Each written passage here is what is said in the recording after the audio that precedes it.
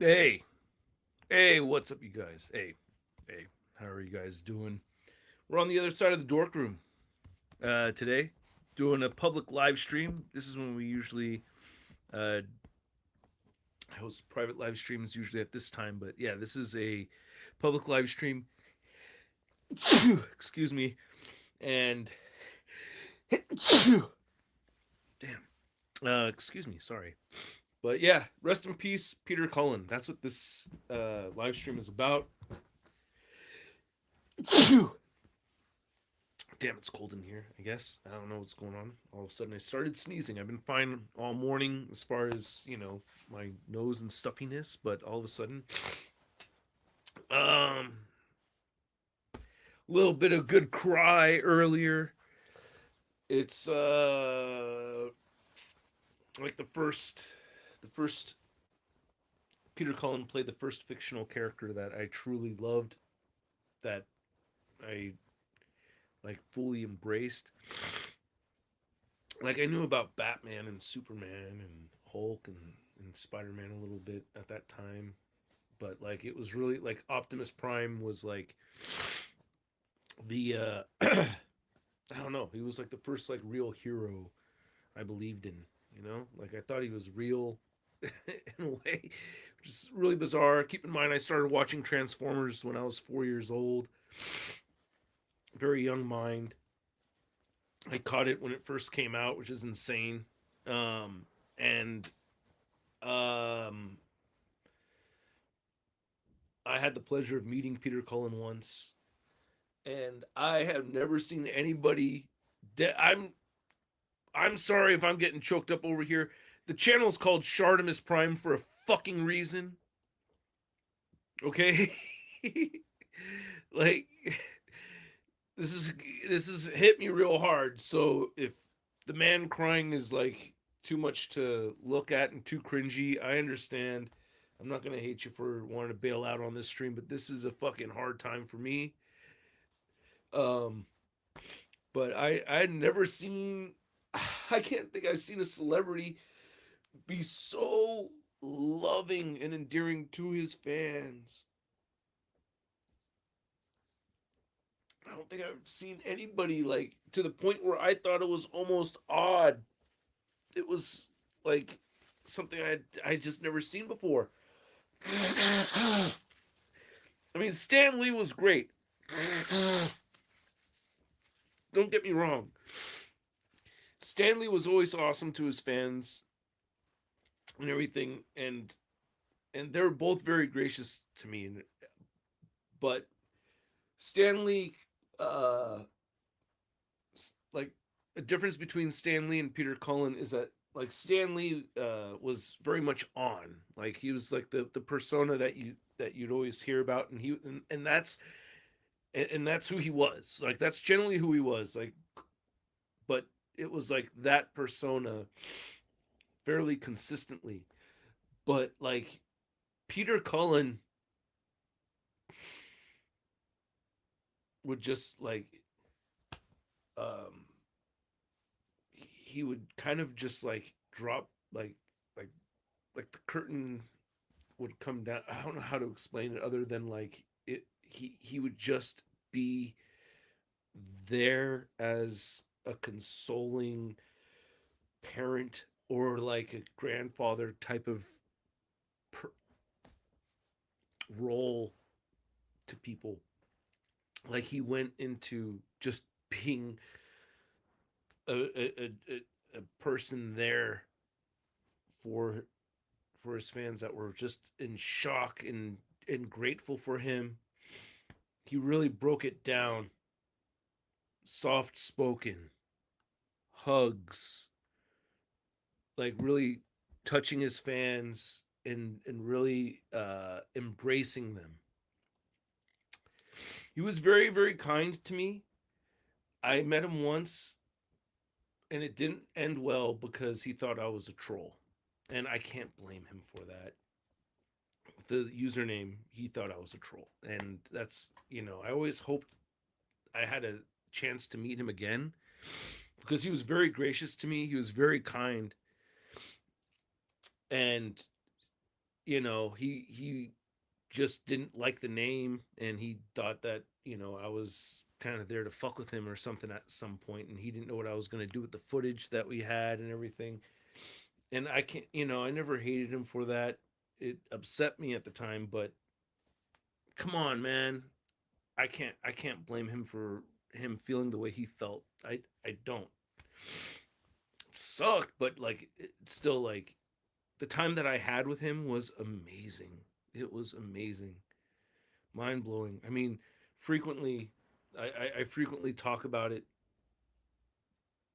And this shirt right here I got from the Transformers concert at San Diego Comic Con, and and I got to share my story meeting Peter with a whole bunch of people. Again, big shout out to Gus, um, and and letting me be a part of the behind the scenes of that show, and making that like such a big experience for me, and getting to help out and everything was like, I helped as much as I could, but I still barely did shit, man. I was there. I had a great time. I was, and dude. Anyway, um, yeah, it's tough. It's tough, bro. Anyway, it's hard to put into words the amount of care and genuine emotional attention he gave every single person that went into that room. Because when I got to meet him, it was part of like this meet and greet experience. And every single person that came in there that got to meet him and everything, like he gave such uh, genuine love and respect to. And I just never seen anything like that, and hadn't seen anything like that since. It was on a different level, man. You had people coming in there sobbing and crying and just pouring it all out, and he was such a gentleman, and he really was there for them. Like he really embraced it. He didn't get weirded out by it at all, which at that time almost weirded me out a little bit, but I was like, "Oh my god, dude, this is amazing." Blew my mind, man. So, um also the origin story of him coming about that character, like his hero, his brother, you know, it was it was somebody that he loved very dearly, and it was like he got to have his brother live on, you know. Um, but yeah, dude, it's fucking hit me in the balls, man. It really it hit me. I felt like it got kicked in the chest hella hard. Oh god damn. But this stuff, yeah. Anyway, let's take a look at some of a lot of Till All Are One. Till All Are One. Um, yeah, I'm gonna put the movie on today, just in time. I did get my Matrix of Leadership over here too. I recorded an unboxing video where I'd taken this out, so I'm gonna open this up on the live stream right now because I figured, hey, what a good time, you know. It was pretty emotional as a kid. I found it devastating. Optimus Prime passing so much to the point where I didn't want to watch the movie. Like that's how much that shit hit me as a kid. And yeah, I mean, eventually I watched it and loved it for what it was, and I still love it. But like, yeah, this is a pretty cool role play item right here that I really wanted to see out of the box. So I'm gonna open this up. Um, but yeah, man. Oh shit. Show comments on stage. Sorry. I have a super chat here I missed out on. This dude got me through the death of my mom. Rest in peace. Right on, Nathan. And yeah, thank you for the £2, man. Yeah, dude. Yeah, he was there for a lot of people, man. He was really there for a lot of people. And a lot of people had him as like their father figure, as his father figure, like their father figure. Sorry. um, and it's just no surprise, you know. But he filled that role for a lot of people, and some people don't have dads, you know what I mean, and they clung to him, and it's like he always, you know, I don't know, it was always like felt like the character, the betrayal, the portrayal of the character that Peter gave him, and the way Peter Cullen actually like behaved uh, with his fans, like with something I aspire to, and I hope you know I hope I pass it on for anybody that I've come across that takes my content in and has had a chance to meet me in person. That I hope I do the same kind of thing that Peter Cullen had done for us. Um, but yeah, it's tough, man. Um, I hadn't watched Transformers Prime yesterday before I'll had watched Transformers Prime yesterday before the news. Wow, right before. Greg, good to see you, bro. Let's also give Hot Rod grace. He tried to help, messed up, and Optimus forgave him when he came back to life, strong and gentle. See, there you go. That's Optimus. That's not me. I can't give Hot Rod any fucking grace. Fuck you, Hot Rod. Sorry. Hey, I'll give him that. He called out the Decepticon ship coming through and warned everybody, and fired the first shot on the Decepticons when they're coming in, for that battle. But don't get me don't we don't need to talk about Hot Rod, all right? This is not Hot Rod's time again. Stay out of it, Hot Rod.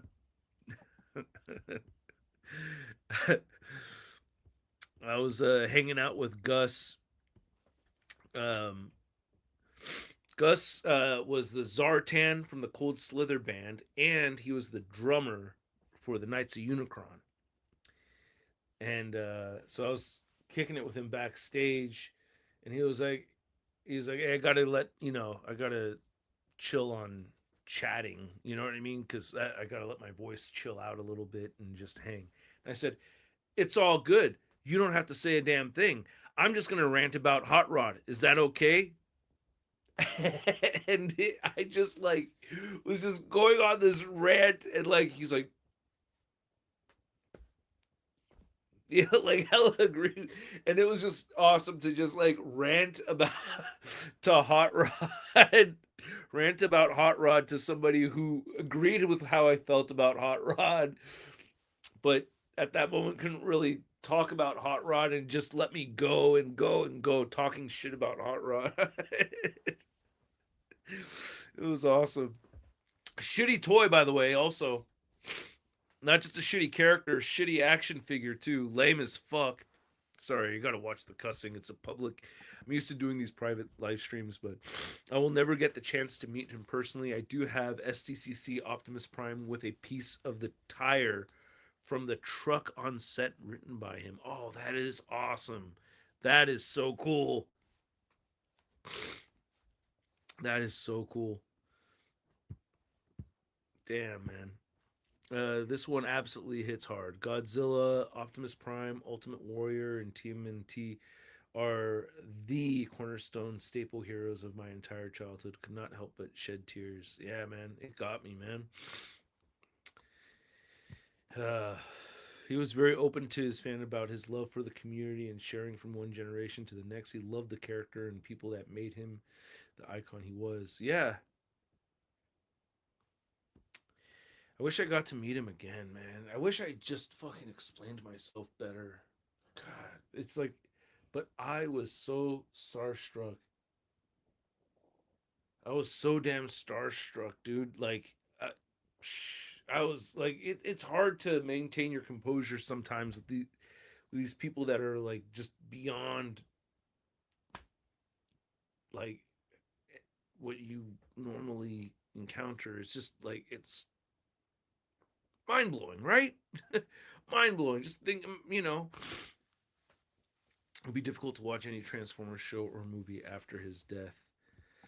I've always wanted to be in person. He was one of my biggest role models and inspirations. Yeah, man. I will hate on Rodimus Prime. I will. I will. Yeah, rest in peace to him, man. I mean, at the same time, like, we're lucky he was around as long as he was around. The guy was a heavy smoker, man. He was a heavy smoker. But I was like, damn, man, I'm glad he made it to 85 at least, right?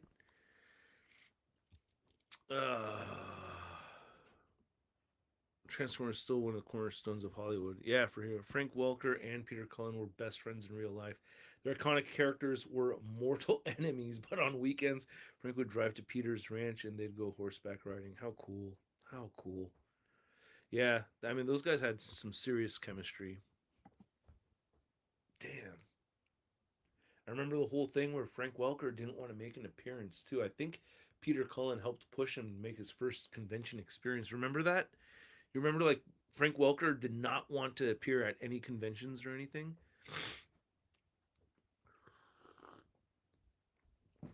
Exactly. Out of the fucking way, Hot Rod. I mean, just know your place. That's what I'm just saying. Just know your place, right? It's like if I'm standing there and Peter Cullen and Frank Welker are having a debate about voice acting or some shit, I'm gonna shut the hell up and stand aside. You know? I'm gonna let the men handle the business.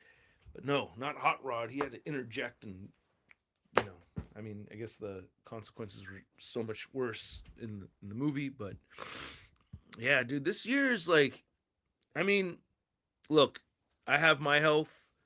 My kids are good. My wife is good. Like my family's good. I have like, you know, my personal world like couldn't be better, but damn it, it's yeah, this shit I gotta be grateful at the same time for what we do have, right? I always wanted to meet him in person someday, but unfortunately I can't.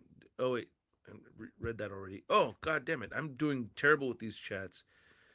Oh man, 40 whatever those are. Thank you so much, Pritam.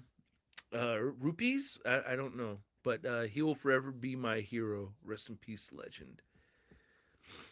I don't know. I don't know what that currency is. I'm just genuinely interested, curious. He'll forever be my hero. Yeah, from Montreal. I'm gonna put it on today. We're watching the '86 movie tonight. Yeah, for sure. Greetings from Mexico. Shartimus, your fans, Max and Diego from La Mole Comic Con. Till all are one. Oh, Max and Diego. Right on, man. Man, I hope to go back and see you guys again. Shit, dude. Mexico City is amazing. Amazing. Light our darkest hour. I'm not doing a good job of it, but maybe I should. Maybe I should do a better job of lighting our darkest hour and open this up already, huh? If there's a time to do it, now would be the time to do it. God damn it, dude. It's like a part of me fucking. It's like. I don't know why I get so. I'm so sorry, dude. Shit, man.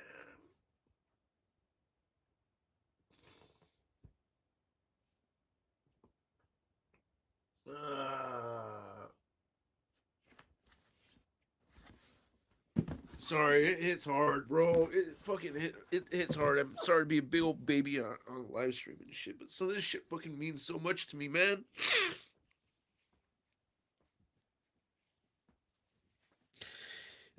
Sorry.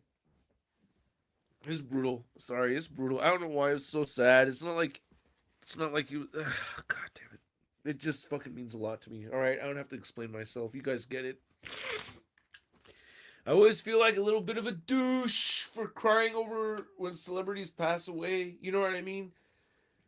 Because somebody could just easily be like, ah, he didn't remember you, man. You know, he didn't know you. He didn't remember you. You're sobbing over somebody who didn't even remember you, probably, you know? But, like, but he meant a lot to me, man.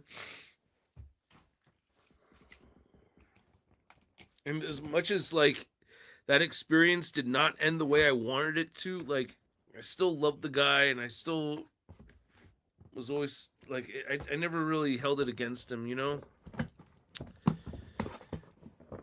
At the end, I always thought it was kind of funny.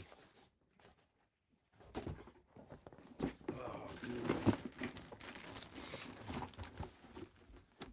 God, the experience was just incredible. Like, he did so many voices for me while I was talking to him. And big shout out and thank you to John Bailey, Epic Voice Guy, because, like, when I got to interview Peter, like, John stepped up to the plate and was like, "This is the kind of shit you got to ask him. These are the questions you got to throw these questions in there. If you want to get a really good interview, you got to mention this, you got to mention that." And he really helped me out, and doing that really helped me, I think, conduct a better interview because I was like, I had these questions that I felt really good about and everything. So here it is, the Matrix of Leadership.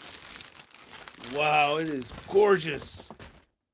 Oh, this is beautiful, man. Look at that. Oh, oh, I love the gold on it. Looks really good. Oh, shit. Hell yeah, dude. All right. How do I put the batteries in this thing? Is it USB charging? Oh my god. Really? You got a USB charge? No batteries. Interesting. Oh, that's so cool. Oh, it fell. The hell? Oh, okay. I was like, oh. Oh no. Is that supposed to. Okay. Oh, it does take batteries right here. What the heck? Oh no, don't tell me I have a busted copy. No way. I think it just didn't slide on right. It's got a. There it goes. Okay, it's not a busted copy. Yeah. There we go. Does it have any charge to it? Oh, there's no charge at all. Damn. I like that it's got the USB-C charge though. That. So can I put a battery in it right here? I think I can. Wow, it's got all kinds of stuff going on here with the. All right, I'm gonna go grab some batteries and a screwdriver really quick because I want to see this. I need this thing to light up, right? It needs to light our darkest hour for sure. Ah, oh, dude. All right, I'll be right back. I'm gonna grab some batteries.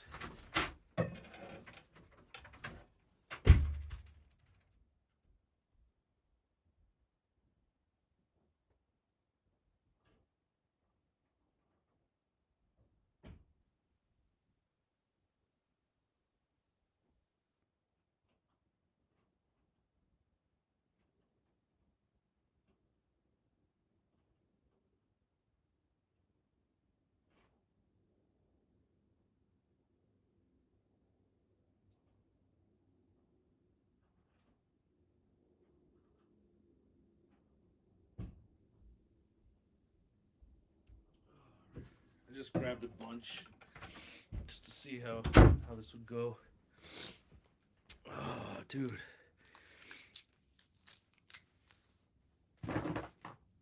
Uh, you got the touch, dude. It's just like, also like the apology tour and everything. Like, you guys got to understand, like, at this year's Comic Con, like, the apology tour experience was like the highlight of the convention for me.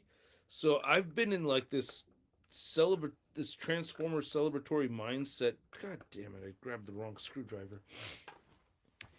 So it's like been freshly on my mind. You know what I mean? It's tough. Like, when it's not, well, not like it would have mattered different, but you know.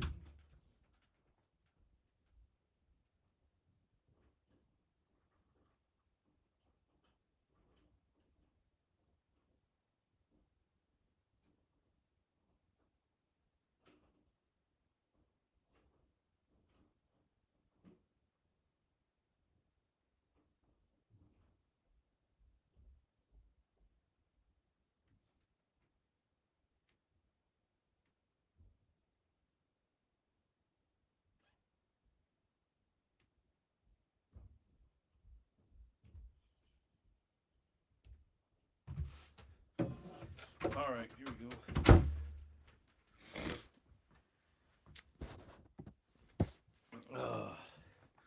Guys, if Optimus is gone, it seems his legacy is not over. It is a under by the loyal scout we have been teaching. Fought by Optimus is Bumblebee. Yeah, I mean, he's one with Primus now.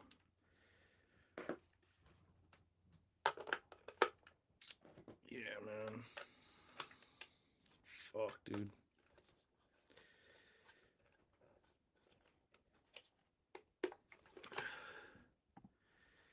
Hayden Panettiere. Yeah, Dolly Parton. I know, man. Yeah, it's been a rough year. I mean, it's been a rough week. Just this week, man. Fucking shit, right? And then, like, one thing is, San Diego Comic Con, we had a there was a showing for Rocky Horror Picture Show. And I remember Charlita One and Century Productions had never seen it before. And I was like, yo, you guys are virgins? You guys got to go. And so, yeah, we loved it. It was freaking awesome. And not even that long ago, I was actually looking at images of Tim Curry, like, fan made images of Tim Curry playing the Joker, because he was supposed to be the original Joker before they got Jack Nicholson to do it. That's hilarious.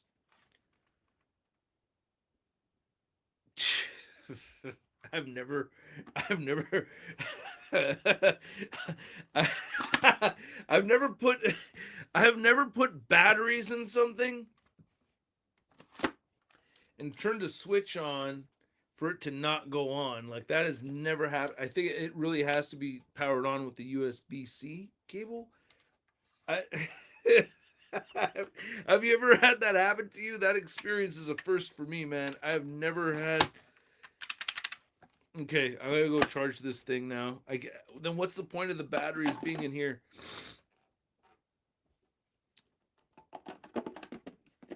I guess that helps with the sound. Let me go charge. I'm gonna go put this on charging station for a little bit. I'll be right back. That is hella funny.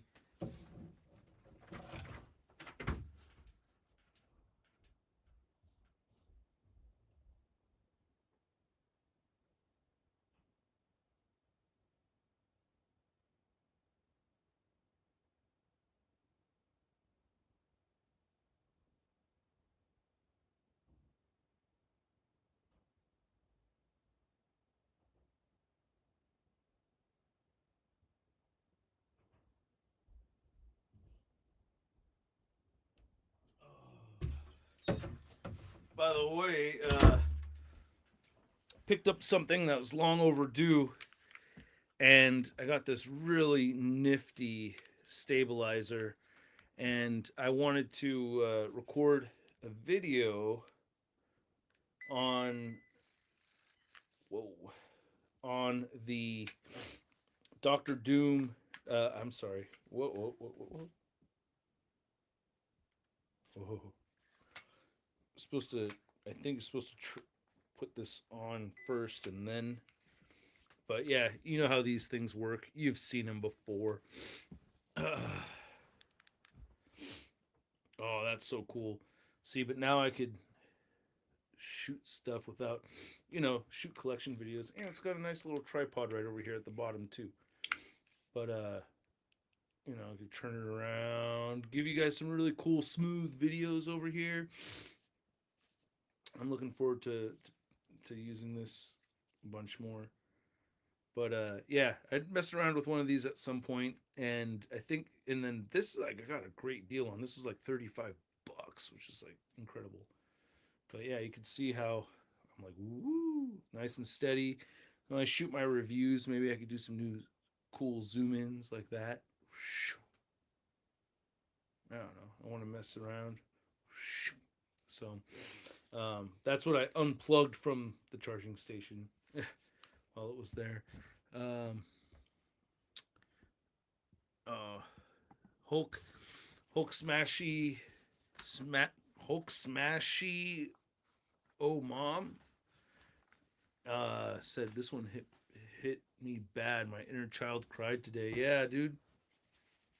Yeah, it's crazy. Yeah, it's like it really. Yeah. Uh, Again, I always kind of feel silly crying with the losses of celebrities and stuff. But like, if somebody means a lot to you, that's that's okay. Anyway, I want to do a video on the Hulk hands, the big Hasbro Hulk hands, and uh, I want to have my kids dress up as Doctor Doom's and as Doctor Doom and have a little battle scene with my kids. So they'll have the masks on, and I'm gonna be punching the hell out of children. I don't know. What do you guys think? And I already have a Hulk costume, so I'm gonna wear my Hulk costume. Got my big old Hulk fists, punching babies. Bam. I mean, they're children now, but I still see them as babies because they're my babies. I was already working on an Optimus Prime review, the Battle Damage Optimus Prime and Battle Damage Megatron video. I was working on that earlier, so I'll probably have that up later today. Um, I was supposed to have a live stream tonight on Whatnot, but I'm not going to host that tonight on Whatnot. It's and I may have to postpone it till next week. I haven't gotten stuff loaded up in my store on there yet, so I think I'm going to postpone that till next week. Just to give you a heads up if you're looking forward to that. Um, Optimus Prime was my childhood hero, and he still is to this day. Yeah, man. He's one of the most compassionate leaders out there, right? I always thought he was. This loss will affect many of us more deeply than Prime's death in '86. Yeah, especially those my age. Peter Cullen's voice shaped our childhood, making Optimus Prime a figure we admired. Yeah, man.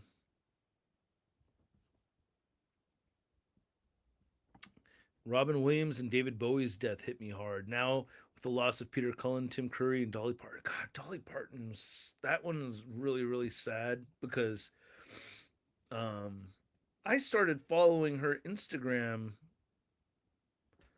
God, how long ago? I started following her Instagram not heck, a little while ago, and I remember seeing her post. She said that, sorry, I can't.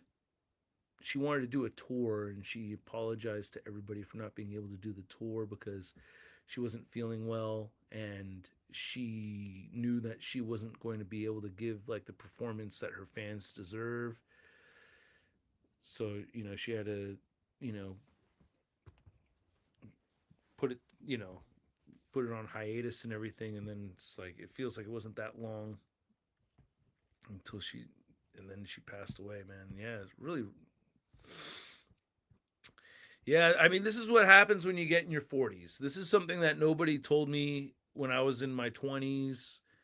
Everybody said, when you get in your 40s, you start feeling aches and pains. Your body hurts a little bit. You got to eat better. You got to take care of yourself better and all this stuff. It was always about just like your body and everything. Nobody told me that when you get into your 40s, that's when people start dying. Like the people in your life, in your world start dying. And it's tough, bro. It's tough.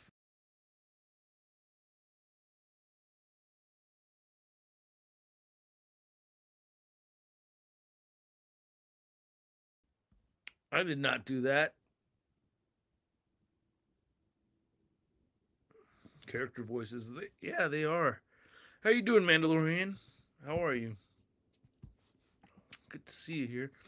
I remember she opened her truck stop in Tennessee, and it was probably the last appearance this year. Someone asked why open a truck stop. Her response, "I can't leave it to beavers." Oh, so funny. Referencing the Buckies, right? Even though we don't really have those out here, I know what that is. I think I've been to a Bucky's before too. Yeah, dude, losing Ozzy really got to me too, man. That's a tough one still. Yeah, losing Ozzy was really tough, especially because that performance right beforehand. But that performance was like that took everything out of him to make that happen. And here we are, making it feel like it was thinking in my head, damn, it's like maybe he's making a comeback, but no, that was just him doing everything he could to give it one last good show. Man, yeah. See, she was the. I think one of my favorite things that I hear about Dolly Parton that I absolutely love is that like somebody had done the math of how much money she had donated towards different organizations and the money she put into I forgot the name of the foundation that she had started to get books out to kids and everything, but she could have been a billionaire, but she chose to give her money and put it towards other people or invest her money towards other people, um, Peter Cullen did Hulk voice for Spider-Man and His Amazing Friends. I did not know that. Oh, that's the other thing that I've been enjoying about Peter Cullen cuz oh my god, not Spider-Man and His Amazing Friends, but Invincible. Like I was so happy to hear him in Invincible. And I binge watched Invincible. And with Robert Kirkman writing the Transformers books now, like I see like how big of a Transformers fan Robert Kirkman is. He had to have Peter Cullen in there. Um, God, what was the name of the character? The Viltrumite rebellion leader. I can't remember the character's name off the top of my head. Oh, he was the first character of Mario. Yeah, and when I got to meet Peter, he did a bunch of voices right in front of me. Of course, he did Optimus, which is amazing, like mind blowing. But seeing him do Eeyore right in front of me was pretty crazy. When he did the Predator purring sound, oh my god, it was terrifying. Terrifying. Literally ran chills up my spine while he was like like my childhood, like oh my god, because Predator was like freaky, man. That was a scary ass movie for a kid. Pretty gory stuff. You gotta remember, '80s kids, like there wasn't a whole lot of parents in those days didn't really have a good way of like kind of gauging like what their kids are gonna see. So I saw a bunch of Conan the Barbarian and Predator stuff, decapitations, limbs getting blown off, and stuff like that. Like when I was 5. So it's like so like yeah, hearing that in person, it literally like oh, like, oh shit, we're all gonna die right now. I know that when Frank Welker goes, it'll be a depressing fucking day. Yeah, of course. Of course. Yeah, he did so many voices. He did the Terminator teaser. He did the intro to Voltron. Like that iconic introduction to the Voltron cartoon. I remember he did that too. He did so much, man. If it hadn't been for the Michael Bay movies and even beyond the movies, I wouldn't have had my childhood resharpened by his performance. Yeah, literally the first time I heard his voice too. Yeah, man. How you doing, Ake? Philip, how are you? Very sad to lose people who were molded into some of our childhood memories. Yeah, for me, Russ, the loss of Prince hit me hardest. He just seemed immortal to me. Me too. '80s hit differently, my bro. Yeah. As a musician, dude, like I played in a funk cover band, and we did a bunch of Prince tunes, and being a part, being able to celebrate Prince with that band was fucking amazing. Prince's musicianship and his dedication was just out of this world, man. Incredible musician, incredible, somebody that I think every musician aspires to be. I mean, I'm a multi instrumentalist myself, and I wish I was like as good as Prince was on all the different instruments he was able to play. I mean, he did. Yeah, he played guitar, bass, drums, piano, like, and just crushed it on all of them. He didn't have the flashiest drum chops, but I've seen videos of him playing. He grooved like hell, which is the most important job for a drummer, is to give a good beat. You could practice all your pataflaflas and double paradiddles all day, but if you can't maintain a solid funky groove, then you are not worth anyone's time of day. He was gracious, man. He was a gentleman, and he was truly gracious. I just wish I had a chance to meet him a second time, just to kind of tell him, like, the shart is more about me. The prime, the Timus prime of it is an honor of Optimus. Like, I just wish I was able to explain myself better, or just didn't tell him what a shart was. That was the thing. That was the thing that really did it. My dad was disappointed in me with that one. My dad, as far as like the Shartimus Prime YouTube channel and all this shit kind of goes in general, is like most on point with his commentary about the things that I've done. He's My dad's really funny about it, very supportive of it. My dad is also like very much into video making and stuff like that. So my dad is a huge inspiration for this kind of thing. Um, but yeah, my dad said, you don't have to explain everything to everyone. And I was like, I know. I didn't. I thought for some I thought he might think it was funny, but no, he thought it. You know, he thought I was a troll with the Shartimus Prime name. They better not turn Peter Cullen, Tim Curry, or Dolly Parton into a cookie filter. What's this cookie filter thing? Somebody else had mentioned this already. What are you guys on about? Cookie filters? I don't even know what that means. What in the Gen Z is that? Yeah, dude. No, but for real, I have no idea what the cookie. Hugo Weaving should not have been Megatron.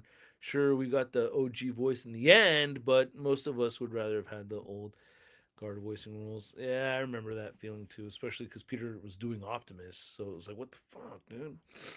I was shocked to learn that Peter Cullen had passed away. I was so sad. I think they need to hire a new voice actor like Liam Neeson to play Optimus Prime in the live action versions. Hey, my vote is for you. My vote is for John Bailey. I think he does a great Optimus Prime. I think he does. He's my second favorite Optimus Prime. That's played Carr from Knight Rider and Nemesis Enforcer. That's right. He was Carr from Knight Rider, which I used to watch with my dad back in the day. Yeah, God, he was everywhere. He was everywhere. He was in my Transformers, my Voltron, my Winnie the Pooh, in Knight Rider. I mean, shit, dude. I could have. There could have been a day in my childhood where I had watched Winnie the Pooh, Transformers, and Knight Rider all in one day without realizing that Peter Cullen had voiced characters in all of those. Yeah. I loved Hugo Weaving as Megatron. At the time, Frank Welker's Megatron voice wasn't there until Transformers Prime and Transformers The Ride, where he put his voice in a more serious tone. Yeah. He had to do some adjusting, but yeah. Kuseo, hello. Kuso, sorry. Hello, Shardimus. This is such sad news. Our hero's gone away. He's one with the 13 primes and the Allspark now. Yeah.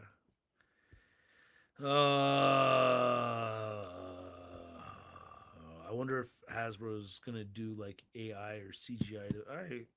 I hope not, dude. I don't know. I'd rather not have an AI Optimus Prime. Love you too, Frankenstein. Love you too, man. He was Monterey Jack and Rescue Rangers. He was Monterey Jack and Rescue Rangers? No way. He was Monterey Jack and Rescue Rangers? Wow.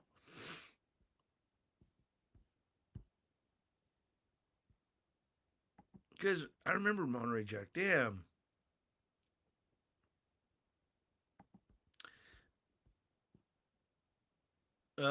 It wasn't. Other guys said the same thing. Oh, okay. Yeah. Oh, the cookie filter is a YouTube short filter commonly used by kids. Oh, okay. Okay. So what is it like? Just make your face a cookie? Is that what they do?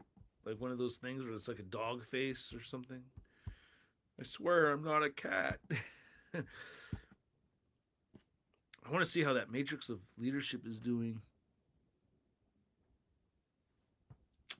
I know, bro. I know. It's got me in the gut, man. It's tough, dude. At least we got his performance as Thaddeus. Thaddeus. That's right. Thaddeus. Yeah, I was mentioning that earlier. I love his portrayal of that character. He was great.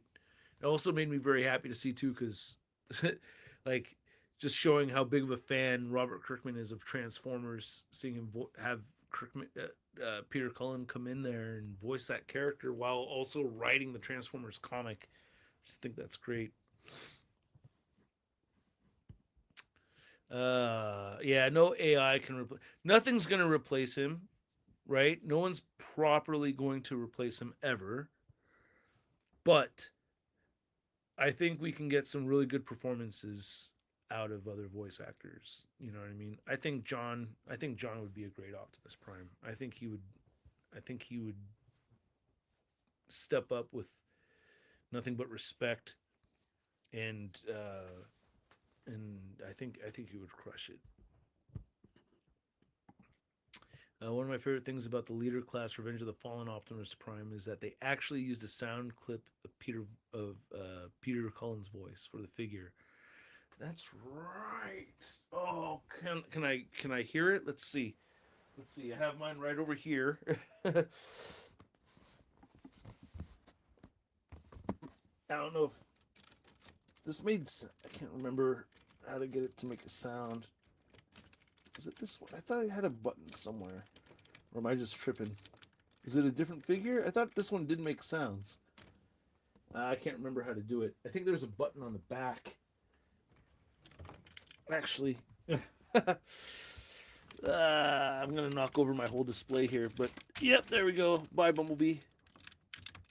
All right, I'm gonna keep knocking stuff over. I don't want to be doing that. All right, put my Bumblebee back.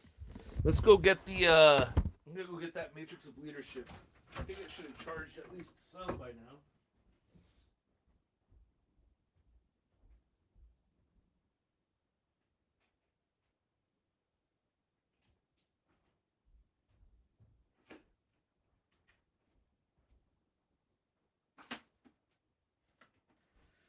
I haven't read any directions on it or anything, so I'm just hoping that like it actually opens.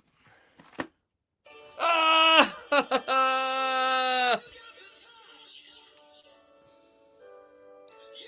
That is cool.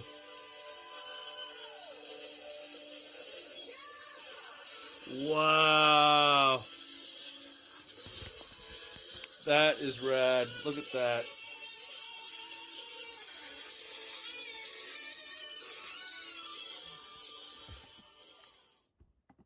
Nacho.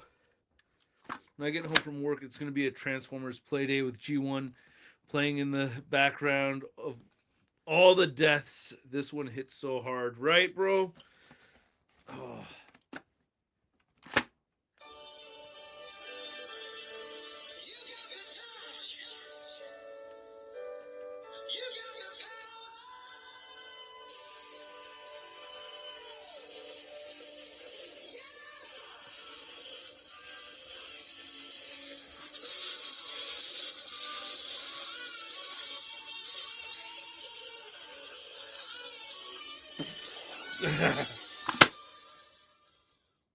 Wow.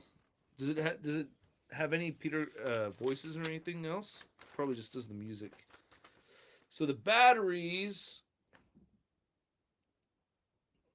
It doesn't say specifically. Just want to make sure I didn't miss any. Oh, it's got a button right here.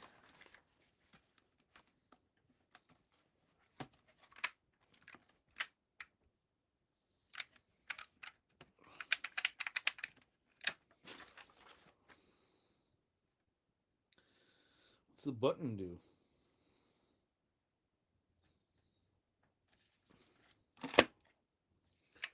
Oh, I see.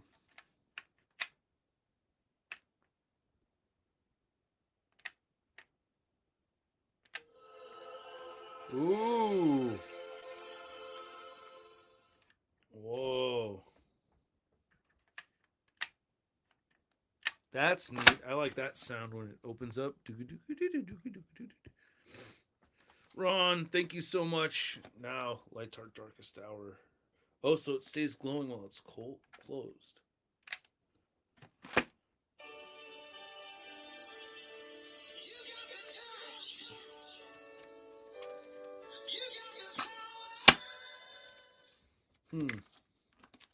I was just as light. Uh-oh. Cat, get out of here. Oh, God, the cat's being cute again. This is our cat, Pixie. Oh. There's Pixie right there. Say hi.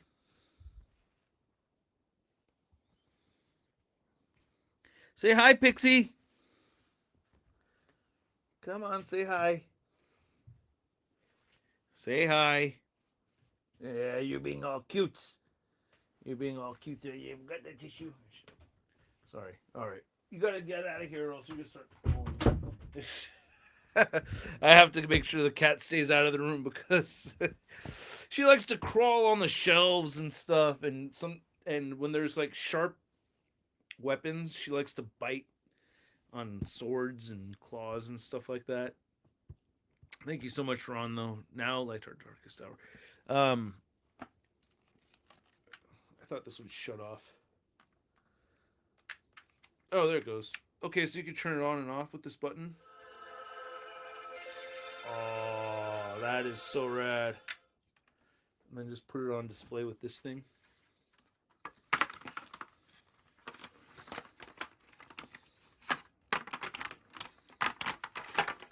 Does it sit nicely or?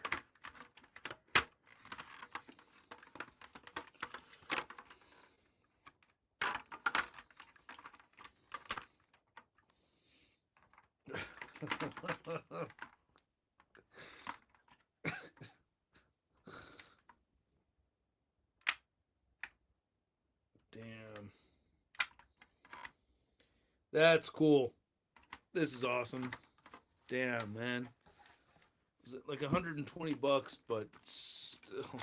Oh, God, it's so cool.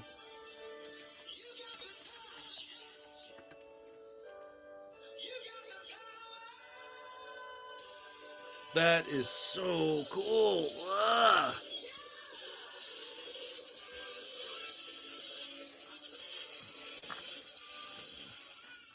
All right, I'm gonna get. Damn, so neat. All right, I'm gonna have a video going up later today talking about looking at the battle damaged Optimus Prime and the battle damaged Megatron figures. So stay tuned for that. Um, Oh, Peter Cullen's first performance as the voice of Optimus Prime marked the beginning of the character's journey to becoming an iconic figure that many people adore. Yeah, for sure, man. He was our hero, our childhood, my inspiration for my OC. Oh, for your original character? You have an original character? Yeah, Pixie's growing fast. Pixie wants to know everything. Everything over.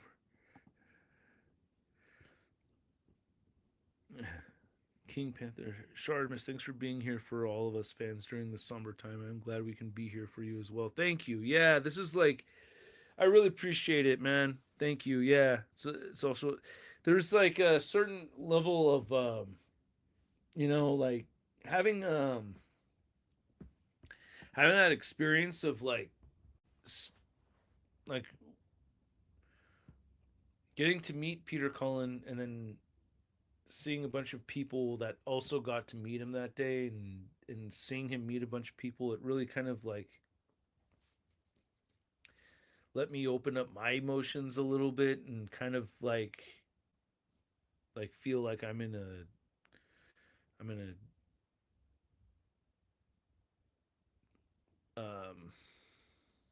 I'm in a place with people like with the same kind of feelings and everything where I don't feel like I'm being judged, you know, and it feels like a Transformers family, you know.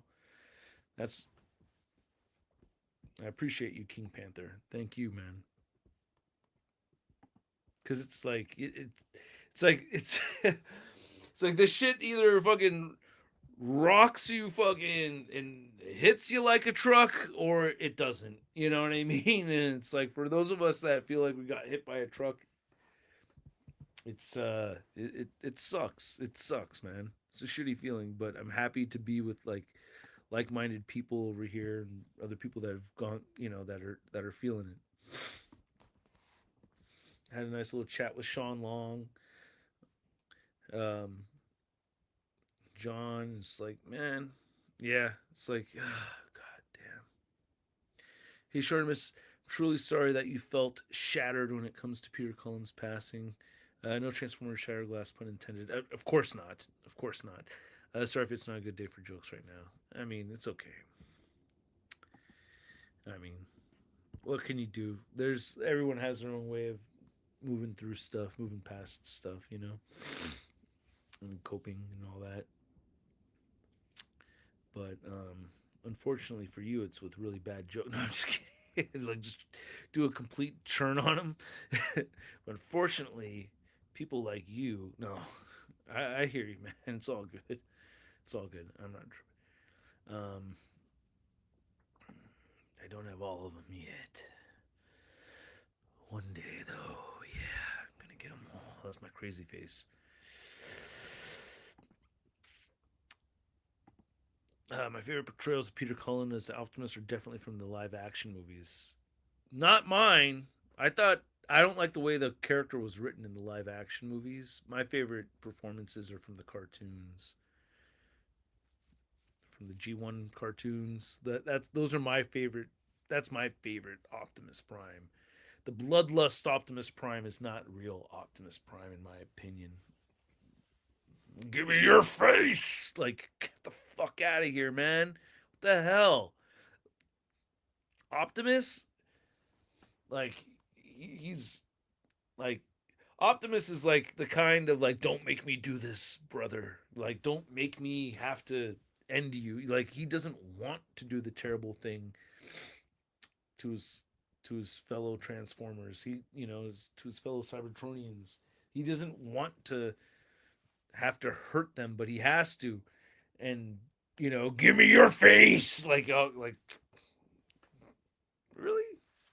That's Optimus. Not that I hated the movie versions. Like I still love the movies. Don't get me wrong. It's funny to me because like my wife will laugh at me putting the Michael Bay movies on. She's like, "Did you say you didn't you say you hated this one?" I'm like, "Well, I didn't say I hated it. I just said it was a very bad movie, but I like it. Like, okay, I'm like, it's not a good movie, but I have to watch it. I want to watch it. Like, but yeah, like, yeah, I feel like, damn, dude, yeah, it's, I'm definitely putting on the '86 movie sooner than later. I wish we could do a watch along. You know what? We probably should do a watch along. I can't do it publicly because I'll get flagged and all that stuff, and it'll be a mess. But I don't know. Maybe today we should do like a membership exclusive watch along or something like that. That'd be kind of neat. We talked about doing that before with Avengers movies, but I think like today would be a good day to do that for the '86 movie. I think we should. I've been wanting to rewatch it recently too.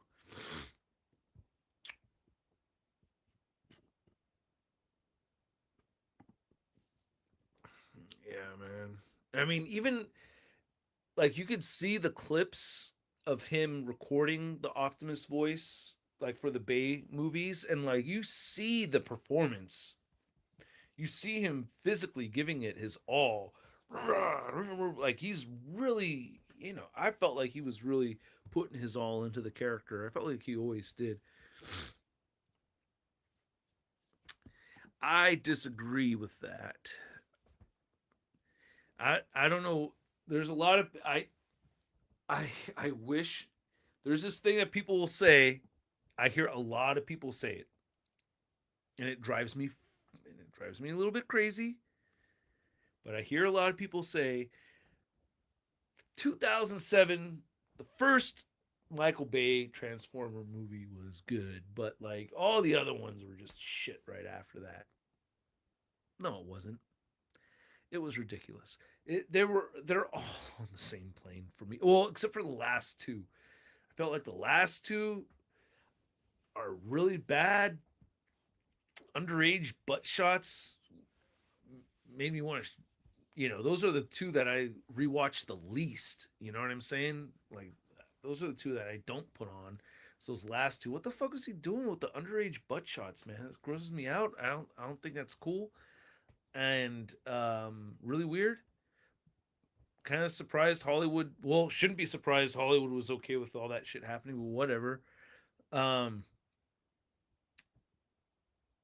I don't think they're particularly good movies, but they're fun as hell for me to watch because it's got transforming robots in them, and that's what I was there for. Ah, what's up, Rook? Now the Bumblebee, no, no, no, the Bumblebee movies I'm not including. I said Bay. I said Bayformers. The Transformers Bumblebee, Transformers, Rise of the Beasts, Transformers One. I love those three. I love those three movies. I think they're good movies. I like those movies. I could tell people. I feel like I tell people those are good movies. You could watch those. I think they're good movies. But just the first five, the Bayformer ones, I think they're all on the same plane of kind of being, you know, just ridiculous. I think my favorite one is Dark of the Moon. I think Dark of the Moon is my favorite Transformers or my favorite Bayformer movie. The Bayformers movies just didn't work for me, but for people who like them, more power to you. Yeah, I love transforming robots. Like I want to see that on a big screen. And if it looks cool, like I'm going to get stoked. And it did look cool, but it was never the Transformers live action movie that I necessarily wanted.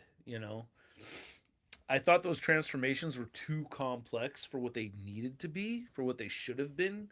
There was always this there's this video of I remember this was on YouTube back in 2007. I watched it and it was before the Transformers movie came out. I watched this clip over and over and over again. Or did it come out after the Transformers movie? I think it was before though. But it's this clip of somebody did a CGI. It's a white truck. It's a white Optimus Prime that just transforms in the street, and it's G1 accurate. to the T, like the transformation and everything, and it looks so cool. Can I pull it up? Now it's gonna be impossible to find because, but white Optimus Prime transforming. Let's see if I can even find it. It's not going to be possible. I mean, this is a video I would look up all the time back in 2007. So, oh, God. Yeah, I can't. Oh, there's. I was hoping I would find it, but it was so cool looking. Yeah, I'm not gonna. I'm just doing a quick browse through to see if I can find it real fast. Maybe live action Optimus Prime. Yeah, it's like there's no way. It's just way too buried in the in the search over here. Damn. If I ever find it, I'm gonna put it as a community post on my. Hey, is that my video? Oh, okay, it's somebody else. Sometimes I see my videos pop up in other people's channels. It's really weird. But okay, I had to give it a look.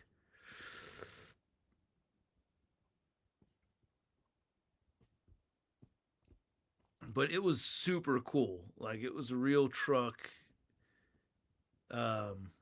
G1. Damn.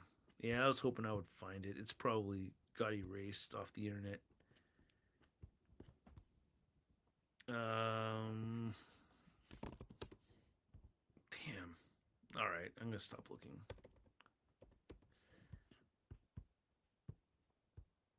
Yeah, I can't remember what it was called either. Oh, nope. That's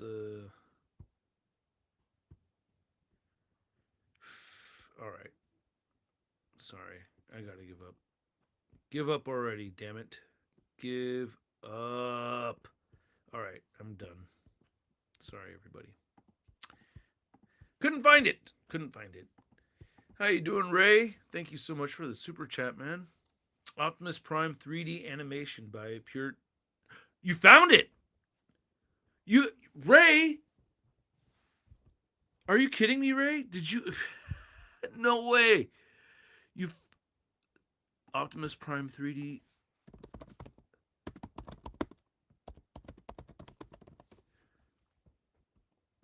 Yes!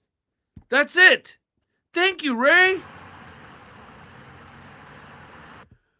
You guys, this is it right here. Ray, thank you so much. That was driving me crazy. I'm going to do a share screen with it. This is so rad. I love this. Like, it still looks so good. Well, let's see it. Here we go. It's just a little tiny clip, but I always thought, like, this should be movie Optimus Prime.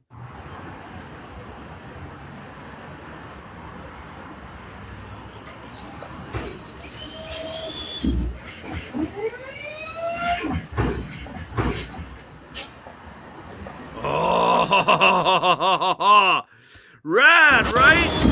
Oh.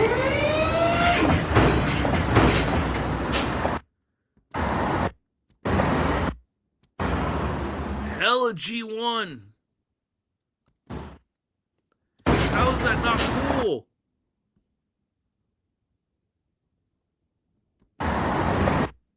Damn, that would have been so sick.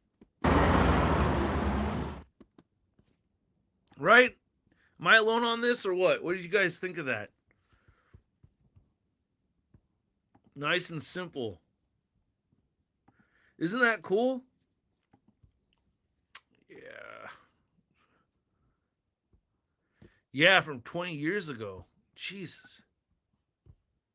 What year did it come out exactly? Oh, 2006. Yeah, see, I was watching this for a while before the movie came out. Like, oh, this is what I want Optimus Prime to be. 2006, man.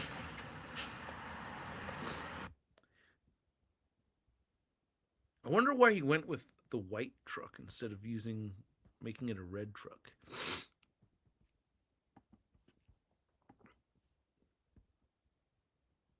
Yeah, it doesn't look like a G1 toy brought to life.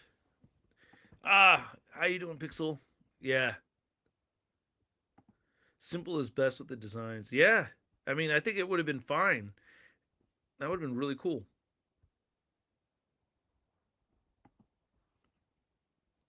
Well, I don't know. I don't know what they're going to do. I don't know what they're going to do. Yeah, from the old days of YouTube.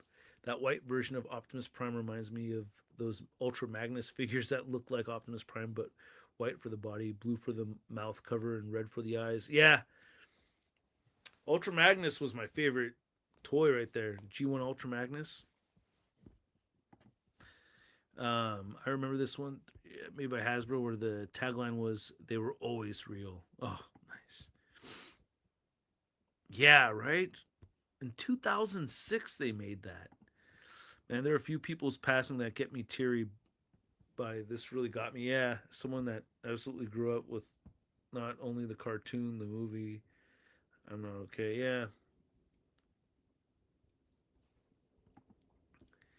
I'm gonna share a story privately later about me crying in front of Charlita One and her laughing at me. But I deserved the laugh. It's not her being cold and callous. she, I would have laughed if I was her too. But there's a little bit of me sobbing in front of Charlita One, or the circumstances around it were actually pretty funny. But I was like very sad at the time.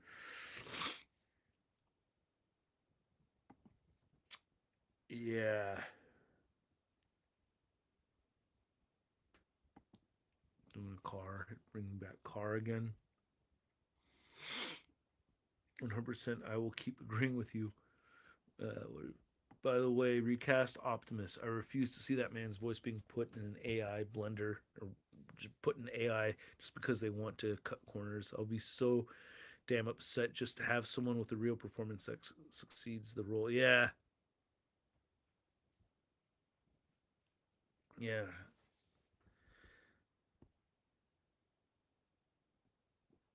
Yeah, I don't want to see that at all, dude. Who do you guys want to see do it though? I mean,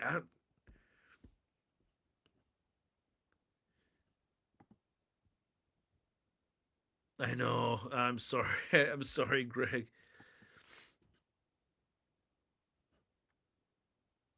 No one's gonna replace him, but it's kind of like, same thing with Chadwick Boseman. I would like to see the character continue on. I don't think anyone's gonna be able to replace Chadwick Boseman, but like I think we should have the legacy of the character should continue. Neil Kaplan. Let's see. Neil Kaplan, Optimus Prime.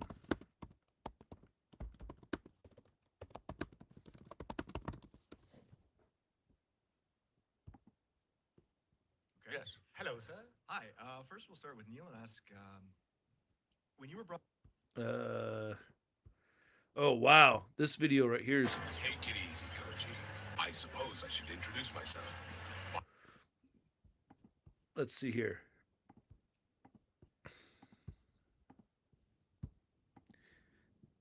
Message of a new discovery drew us to an unknown planet called Earth. Calling all Autobots! Calling all Autobots! Hey, you guys! Are you here to help? No, not exactly. Never seen you guys. Right now, Stay with us for the time being. Rodimus Prime, I'm going to check out the situation at Cybertron. You keep an eye. What the fuck is... What's this? Take over the computer. Relocate the troops from Earth. Sparkle, can you hear me? More troops are on the way now to Cybertron. What? What voice of Optimus is that? The computer. The Minicon signal originated from this position. Search the area. Must stop Megatron. Roll out! The Mini... He will absorb your energon when he is combined with... Well, Gary Chalk is Optimus Primal, so that's Introduce myself. My name is Optimus Prime. I'm an Autobot from the planet Cybertron. It uses it's not Perhaps bad. none of these are coincidence. Good idea. We've got to find our teammates. Extremely honored to be invited to speak at your school's Well, that's optical animated. To Energon, as we did on Cybertron. Energon was the key to our civilization and powered our world. Ion, works of Vector Sigma, preserved by the great historian. You have accessed the data tracks of Vector Sigma, preserved by the Okay, Eric Edwards right here. This performance is the closest to an Optimus Prime that I think. great historian Alpha Tim. I have a bad feeling about your plan. No business here. Decepticons, what is your plan? That was to meet. Not bad. That Doc Green's daughter and you have a report that Doc Griffin Rock rescued. Retreat! Cadet, welcome to the Griffin Rock rescue team. We have a report that Doc Green's daughter and Cullen to dinosaur form to go to Quarry's Island and rescue Frankie and Professor Baranova. Let's go to the rescue team. You were never like this before. Yes, I received a video Can do to help. in Blade. You were a long way from Caminus. I received a video feed from Computron. I have been tracking you since you arrived here on. You were never like this before. What is your excuse for becoming a killer? Perhaps. But I will not stand by and watch you murder a council official. Yes, I am a veteran of war. But the Autobots fought for freedom. We never killed for spite or without provocation. This is Optimus Prime. Yeah, it's for me, John Bailey and I think Over the ship. Perhaps. for the end. Shut down external systems and initiate stealth mode. We are approaching location. Welcome, friend. You have accessed the data tracks of Vector Sigma. yeah, I think I like John's the most. Quick response. What brought me to you? Very impressive, hotshot. No wonder every league on Cybertron. We will fight for you. Team 2. The Rescue Bot Training Academy has chosen the best of the best to 10 for all of us. There is more to this than meets the eye. Back on Cybertron. Yeah. Ability of Cybertron. Or scout the locations ourselves. Whichever. You are given the power to change our world. I mean, that's Tron a Ryan and its Pax. citizens. You know, Chris Hemsworth is fine for a Ryan Pax, but I think my vote's for John Bailey. I want John Bailey to do it. I'm a little bit biased. All right, have to admit, but Tracking you since you arrived. the only thing I don't like about this, I feel like the effect on his voice is a little heavy-handed. You were a long way from Caminus. It's a little bit too much echo in there. It's kind of distorting his voice a little too much. But if not John, Not important. Brave. Eric Edwards would be my vote. What do you guys think? Yeah, it was good for like that specific Optimus Prime, and like there's several other primes in there that are like specific versions of Optimus that I don't really want to see. Tyrone Magnus, get out of here.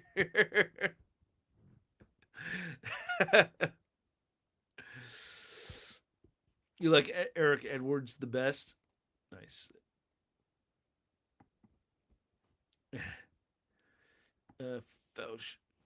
Fushi, I could see him do it best if he improves with his age. He almost got it. The 86, the battle damaged one or the regular one? The regular one's really good. Yeah, G1 is Peter Cullen.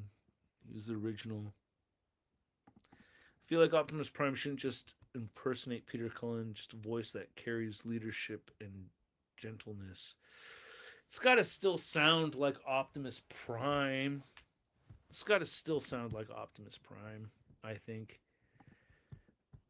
I'm doing a bad job at these super chats. I'm so sorry. Sammy, thank you so much. What the fuck? First Dolly Parton, then Curry, and now Peter Cullen. What the heck is up with this week, man? I know. It has been brutal. I know, it's tough, bro.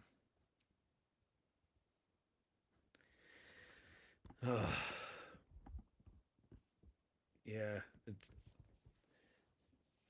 Dolly Parton. The Dolly Parton one's really sad too because I felt like it's to me it's always a bit tragic when it's when someone dies after they lost their partner because Dolly Parton lost her husband about a year ago. Pardon me. So it's like whenever older people, when one person of the couple passes away, it's usually not too long after the other one passes. It kind of reminds me like when Dolly Parton passed, it reminded me of Stan Lee because when Joni died, after his wife passed away, I heard Stan Lee give a speech over at the Marvel booth at San Diego Comic-Con, and it was not the same man. It was not the same guy. Stan Lee's voice was very low. There was like a sadness in his tone that was like really, really like I could feel the grieving in his voice. And it wasn't that long after. It was like within 6 months or a year after seeing him over at San Diego Comic Con that he passed away. And it wasn't the same jovial Stan Lee that that we all know. So it's like you have a partner and one of them passes. It's like, oh, dude, yeah. And I think that similar thing happened with Dolly Parton. And another thing is that she said that she didn't take care of her health while she was taking care of him. She wasn't watching her own health and everything. So that's also has to do with it. Oh God. Okay, I gotta run to my work meeting. All right, sorry you gotta go, Greg. Thanks for hanging out today, man. Thanks for being here. Really appreciate it, gentlemen. Till all are one. With Peter gone and Kevin Conroy gone, I gotta put a bubble around Keith David. Yeah, man. Yeah, for real. Shit. Gosh, you're talking. Yeah, they are. I mean, damn. Those are three heavy hitters right there. Kevin Conroy was tough too. Jeez. I got to meet both of those guys. I got to meet Peter Cullen and Kevin Conroy. I haven't gotten to meet Keith David though. I got to make a point to do that.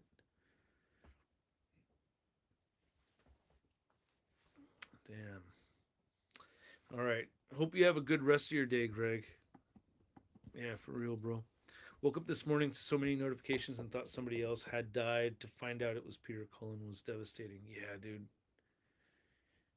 Reg, how you doing, bro? How you holding up? This is so sad, isn't it? Brutal.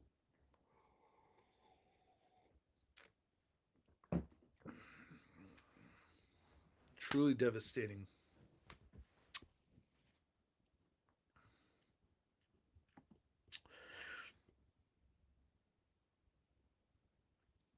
Yeah. No, I think the general this is like God, I am so grateful for people of all generations being on board with this mentality of like fuck no with this AI shit right now. Because I don't want AI to be doing Optimus Prime's voice. There's too much heart put into Peter Cullen's performance for it to be replaced with a machine. I don't want it.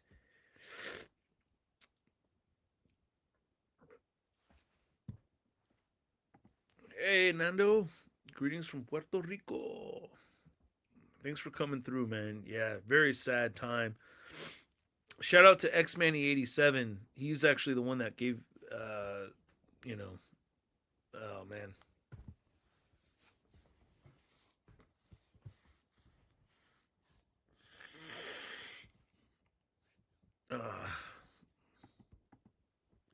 They might replace Optimus with Hot Rod.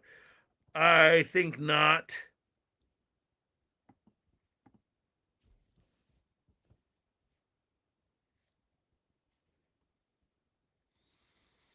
I'm going to get more Optimus Prime figures in honor of Peter Cullen to add to my collection. Yeah, I'm going to talk about the battle damaged Optimus Prime today. Yeah, he did Predator. Oh, right on, Jason. Appreciate that, man. Appreciate that. Yeah, happy to help. Very happy to help. The AI Val Kilmer movie is going to be so weird. Okay. Is there going to be AI? Yeah, man, I was sobbing today. I couldn't help it. It's like, damn, dude.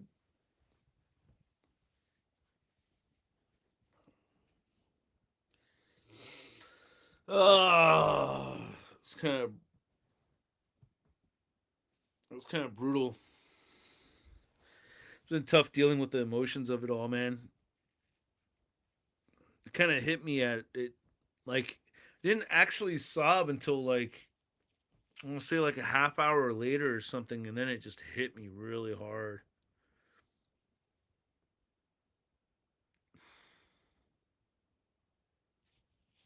Uh,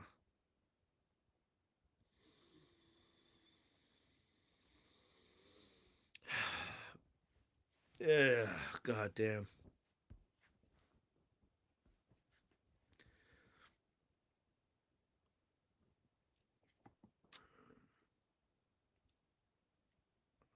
Yeah, man. Harrison Ford would be pretty cool to see as Optimus. Then again, I love Harrison Ford. Well, I love Harrison Ford too, bro, but I don't know. I think I'd rather it be like one of the people from the video I was showing earlier that you know that was doing the voice of Optimus. Dude, I'm so sad, man. I'm sorry, man. This fucking sucks, dude.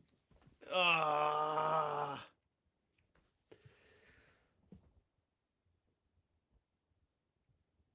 Damn, I'm sorry, man.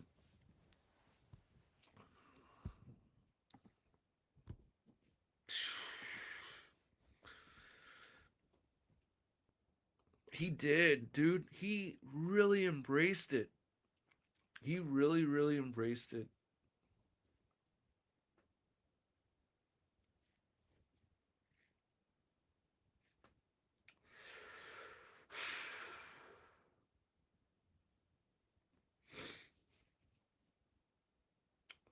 He was like he was there for the fans, man. He was really there.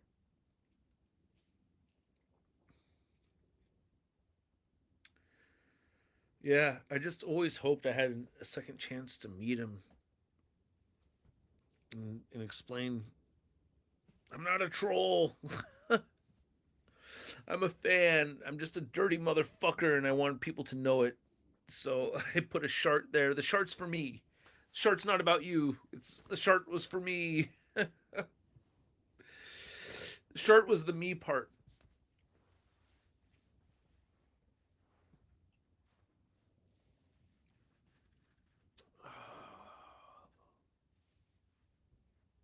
These like so like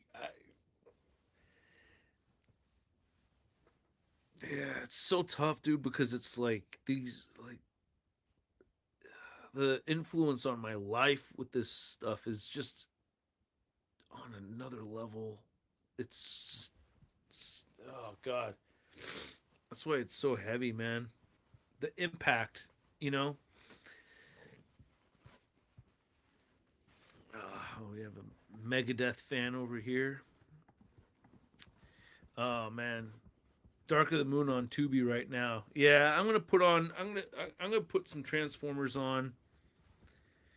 I want to record my video, but it's like, damn, I'm having a hard time.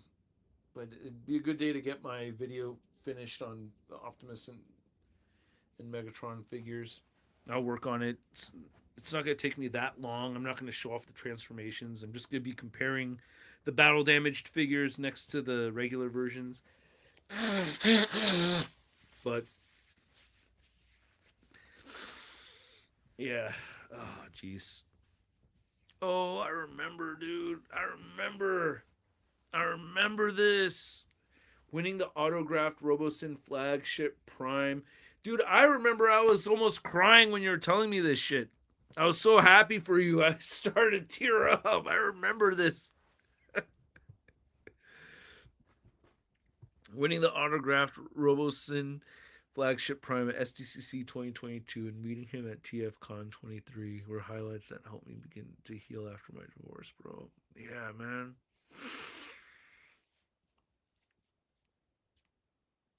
So it's like these, like, God, dude, these actors, these characters, like they play roles in our lives. They help us get through hard stuff. They help ground us, you know, when we're going through shit. I hope everybody can get through today. Peter Cullen embodied Optimus. Be kind, be respectful, and help those who can't help themselves. Thanks, Peter. Damn, man. Well said, Ray. And yeah, and thank you, bro. Thank you. Watching Transformers Prime right now, it hurts just hearing Optimus Prime's voice. Yeah. Yeah. It's tough.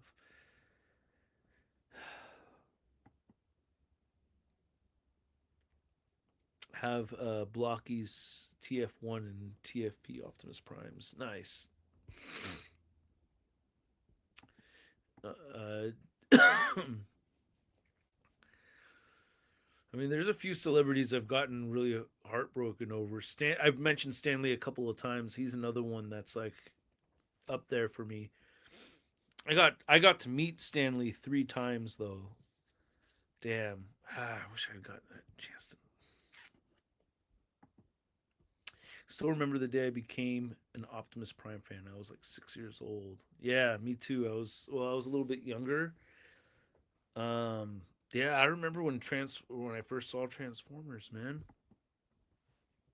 It's crazy that my recent Optimus Prime figures are the original 07 anniversary tribute version and Last Night Caliber. The movies that I've first heard his voice. I'll forever cherish them.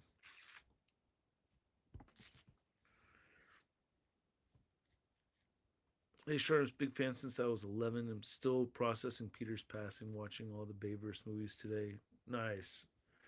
Nice, Damien. Yeah, Tim Curry passed away too. Yeah, we were talking about him earlier. Also, Dolly Parton. It's been a fucked up week. It's been a really fucked up week, man. Winning that autographed. Oh, yeah, I read this earlier. Feeling that you never get the chance to meet and know your heroes before they're gone, since a lot of hell has gone down in California or in the U.S. in general.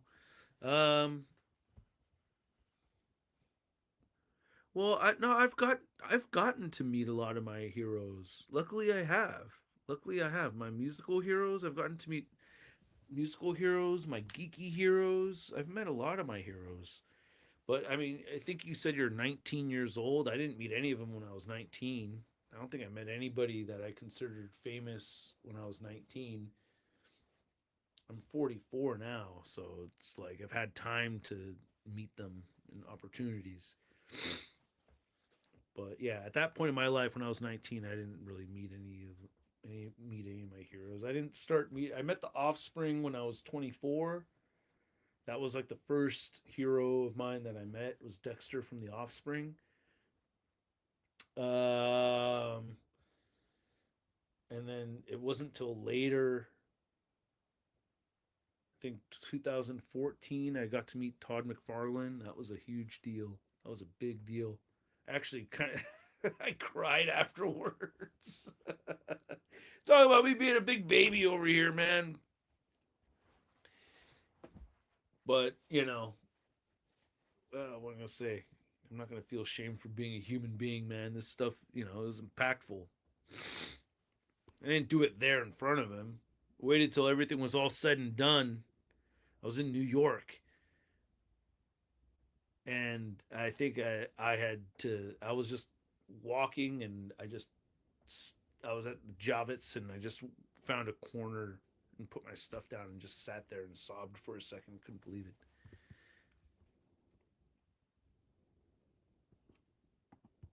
Yeah, we're all big babies in this. Yeah.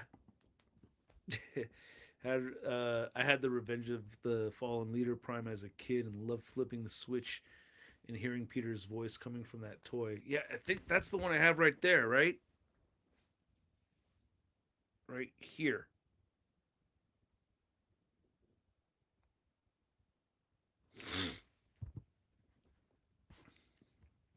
Damn. God, I love my Transformers collection. It's so sick, isn't it?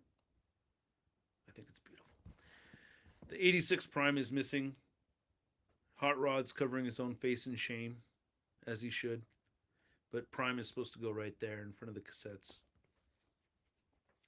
Behold my battle beasts. Battle beasts. Oh, God.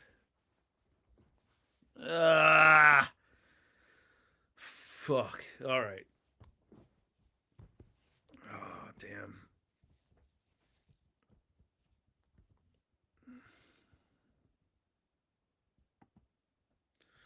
Yeah, we're not babies for crying over legends, something that was a part of us. Yeah. True. I mean, dude, like I named this like Shartimus the Shartimus Prime name, and everything is like a personal legacy of mine.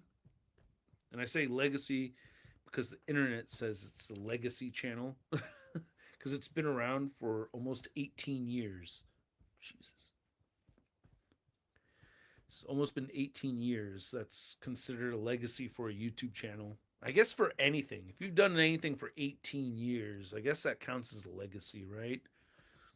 18 years is a long time. I mean, this dude's 19, right? Like, dude, that's like someone's whole life. And I'm glad that Todd McFarlane went on his own and made his own comic company named after himself, since he can't handle the competition of Marvel and DC Comics owning characters left and right. Yeah, me too. Yeah, me too. I thought it was hella punk rock of him to do that. I thought it was cool. But, yeah, man. There's a level to his abdomen that you can pull down and it raises his head. Okay, that's where it happens. I was trying to find a switch on the back, but brutal. Think of you whenever I think of Optimus. You did put a legacy upon us, all much like Cullen. Oh, I wouldn't say that, but I appreciate that, Panda. Thank you, man. I nothing like that, but and if you were to ever pass away, which I guarantee it's gonna happen. Promise you, it's gonna happen.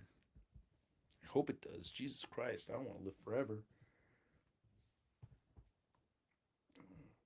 Can you imagine? And then I'll be like the mortal from from Invincible. Say what? I don't even remember her. That was 400 years ago. Oh fuck.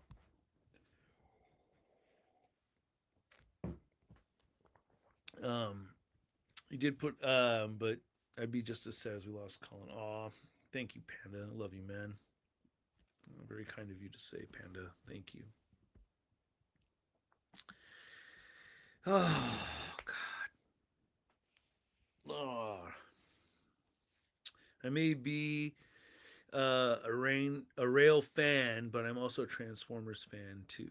I decided to join in and pay my respects to Peter Cullen. Right on, man. A rail fan, a skater? What is a rail fan? I'm not sure what that means. Yeah, he was invincible. Yeah, Status. I thought he did a great job playing that character. Two of my childhood heroes were The Rock and Stone Cold. I've never met them, but I saw them both live back in the day. That's awesome. So McFarlane Comics still feels new to us To Spawn fans everywhere since both Marvel and DC, both big corporate top dogs, totally feel that he's after being totally feel what Todd feels after like he's being used a lot.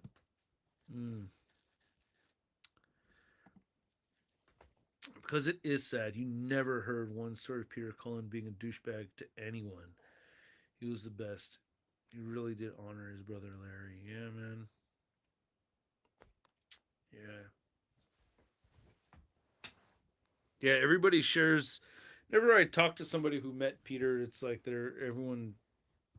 It's like it's a joyous experience sharing the story.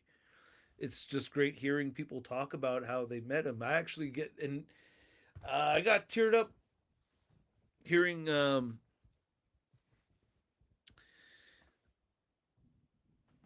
I heard Gus share his story meeting Peter and everything, and like it hit me, dude. It hit me like a ton of bricks. Like I love it. I love hearing people share their stories, meeting him and everything. They're all beautiful stories, man. They're all beautiful stories. Ugh. Yeah. God, I was just like the experience of seeing him with so many people and just being so, because I had to wait a while until I got my interview with Peter. So, and I was okay with waiting. It was fine. But I had to wait a while, and I saw him meet a whole bunch of fans, dude. I saw him meet a lot of people. And he was so genuine to every single person. There was no cut and paste statement that I felt like he was just like, rinse and repeating with people. Like everybody got like a pure, unique experience with him. It was really cool to see. That was really cool to see, man.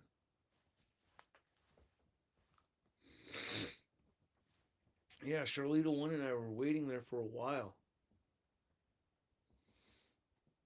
And then I finally got to meet him, man. It was like, I was just so excited.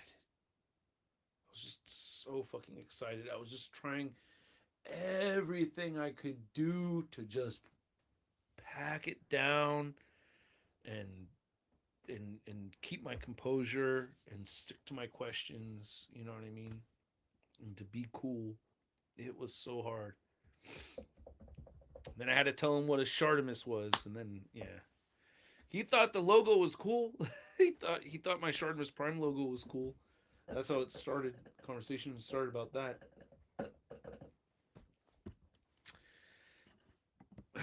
God, what I mean by that is that he's tired of seeing his own characters being copied by both Marvel and DC. Can't handle the pressuring point of that. No, I feel like the design of Spawn that came later.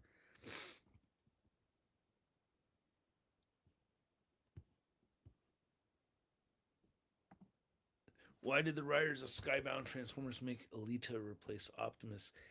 That part didn't bother me. It was that last panel that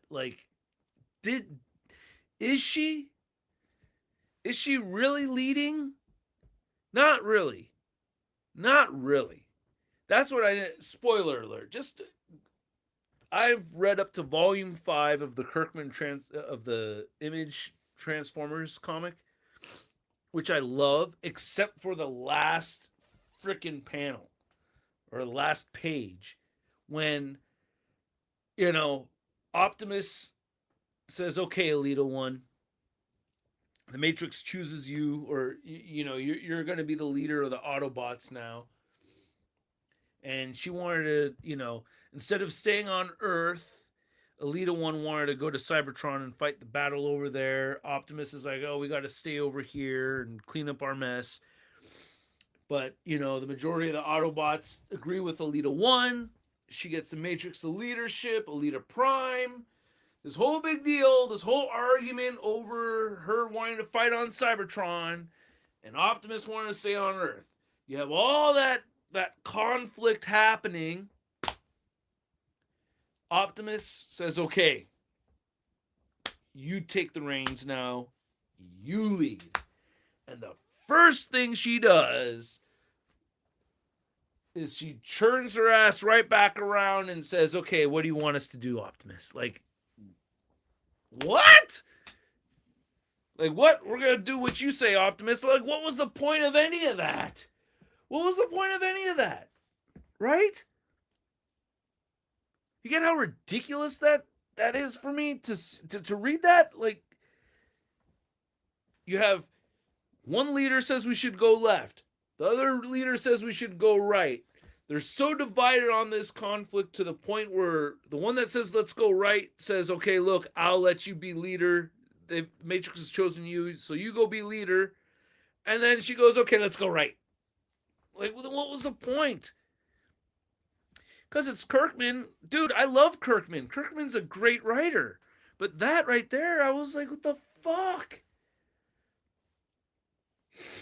So, like, is she going to be, like, a leader in name, but, like, Optimus is still leading the Autobots? Because that's what it is at this point for me. That's what's happened. So, if you're going to make Elita 1 be the Prime, be the leader, I'm okay with that. But let her do her thing. Like, let her be the leader then. If you're going to give her that power, then let her do her thing. But no. So then it's to me, that was like the worst thing I ever read of Kirkman do. Then what was the point of the whole conflict if we're just going to do what Optimus was going to say we should do in the first place? Is she really leading shit now?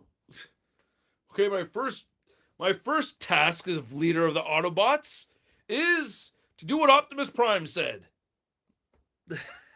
Okay, well, how about you just, put it back over there then, all right? Just give it back to him.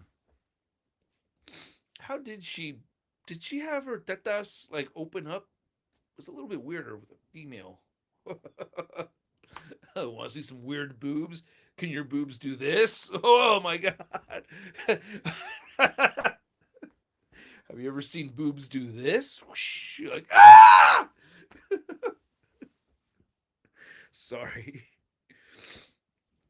Of course my head's going there, right?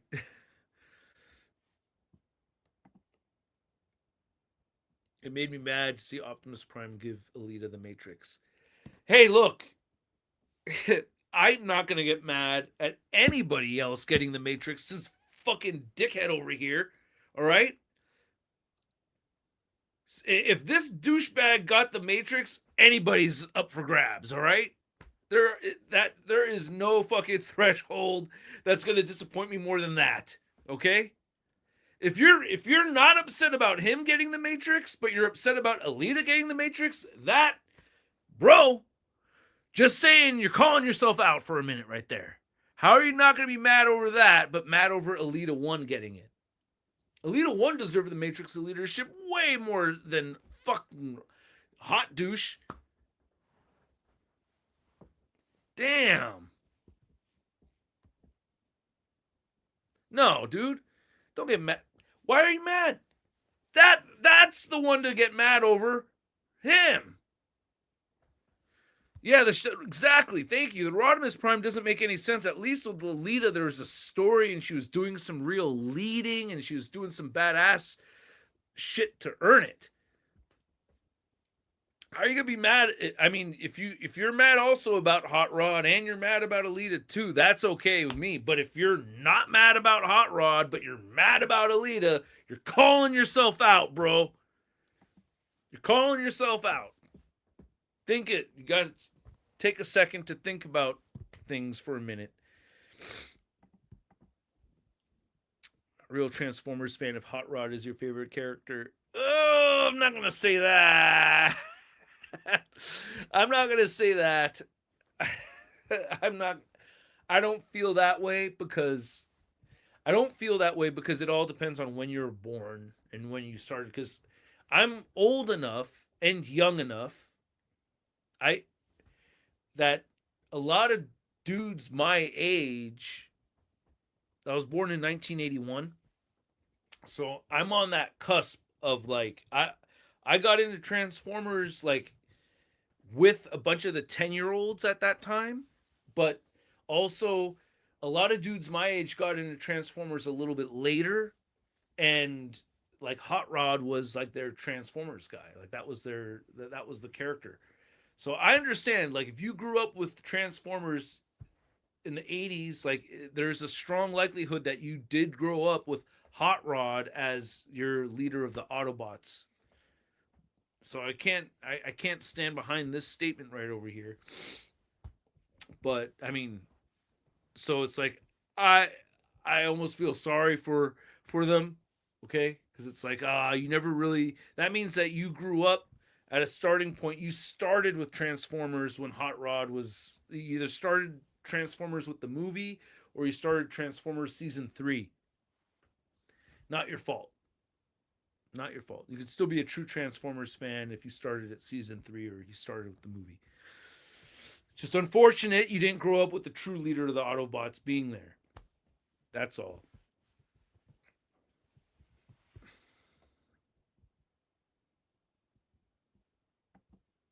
Oh no! Apparently, Hasbro has been using AI voices to copy Chris Latta's voice for both Starscream and Cobra Commander for advertisements. I'm scared. Are you serious?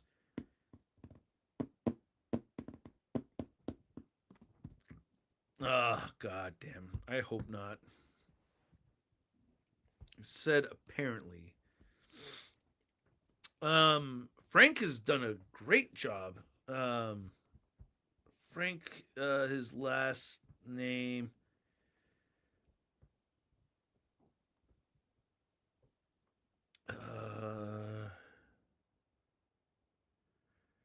Frank. Oh, Jesus.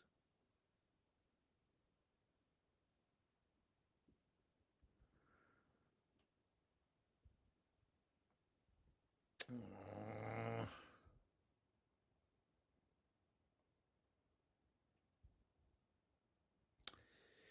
Oh God, I can't. I was just looking at Instagram right here. It's kicking me in the ass. Jesus Christ, I can't look. Uh,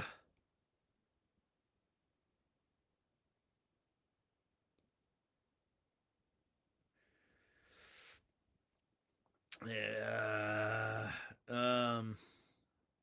But Frank did the current Cobra Commander, Todaro. Frank Todaro. I thought he's a great Cobra Commander and a great Starscream. No, Frank Bloom, Steve Bloom. You're thinking of Steve Bloom. Yeah. Steve Bloom's great too.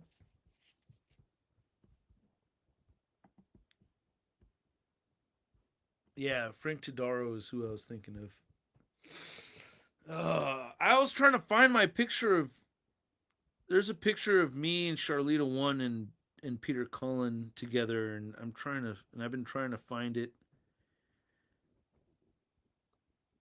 And I can't remember what year it was when we got to meet him. And I have so many pictures. It wasn't 2011. I don't have pictures from 2012. Here's me meeting Robert Kirk. Here's us and Robert Kirkman. Charlie One is so giddy. I mean, we were all giddy at the time, though. And I have a picture of Prince playing drums right here. Someone brought up Prince earlier. I have a random picture of Prince playing drums. um, yeah, I couldn't find the picture of me with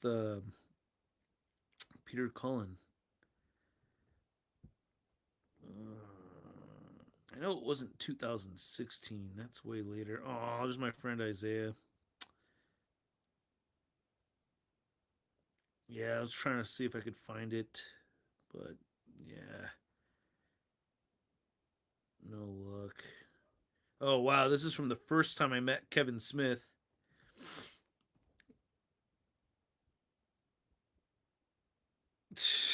That's an embrace right there. I'm going, Ming! I'm all excited. He's like, finding all these old pictures. There's me meeting the offspring. There's me with Dexter from The Offspring. He got us, and that's, I think that's our CD. We gave him some CDs, but yeah, he gave me that Budweiser. He went into his bus and grabbed a couple of Budweisers for us. This was a this picture was taken with a disposable camera. I was on tour, and it was taken on a disposable camera, and somebody had dropped the disposable camera in the cooler, and the ice had melted, and I was so scared that I lost this picture, and I did lose a bunch of pictures that were on that camera roll, but somehow that made it. How do I have all these pictures? Here's me meeting Carrie Fisher. Asked her to shoot me in the face.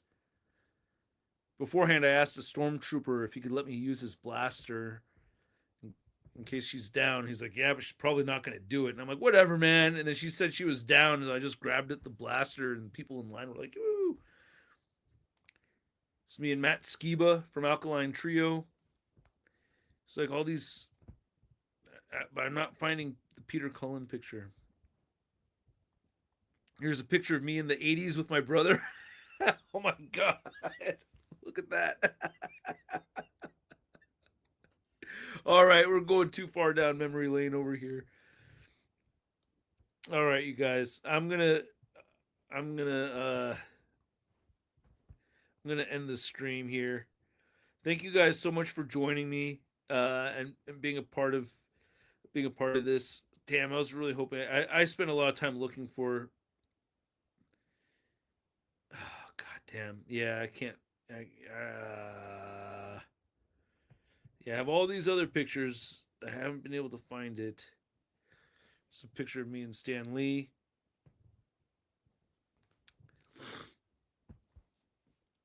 It's just that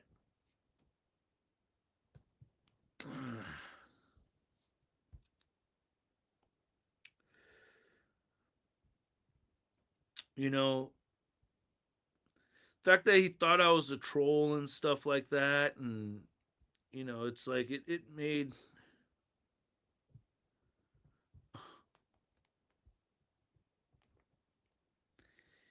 um it made it kind of hard, you know what I mean? Charlie the One was pretty upset from it and everything. Oh damn, look at this. I'm going down memory lane over here looking at all these pictures. I thought I was going to be able to find it. Damn.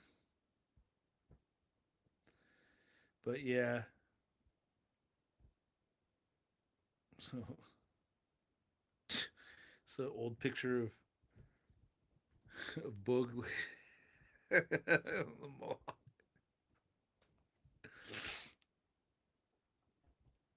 All right, you guys. I was hoping I would find it right now, but yeah, it's not going down. Shit. All right.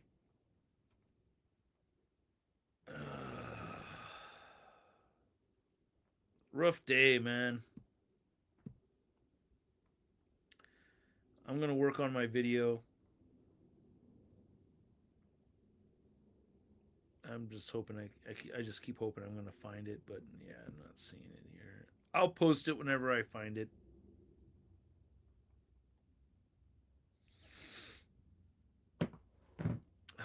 Thank you so much, man. Not many will understand the pain we as Transformers fans feel today. It was more than just a character. He voiced our hero. Yeah. And it became a part of who we are today. Yeah. Yeah, man. Very tough. Very hard. Optimus Prime is my goat. Hell yeah, man.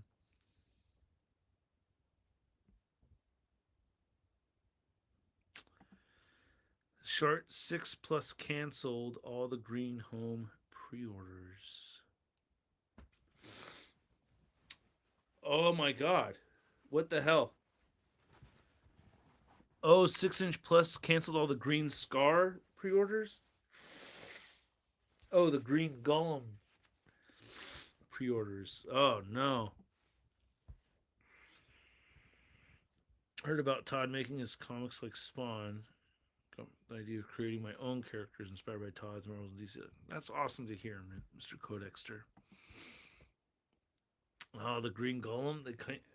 Hopefully the Green Scar. Damn. So there's gonna be no Green Golem. I mean, I'm not surprised that. I mean, Marvel probably sent them a cease and desist letter. All right, I'll see you in the Whatnot. I may have to postpone the Whatnot stream till next week. I should probably change it because I pushed it to tomorrow. I still haven't loaded anything up in there aside from the giveaway figure. So I gotta spend more time. I gotta push it till next week, man. So fuck. Yeah, next Thursday.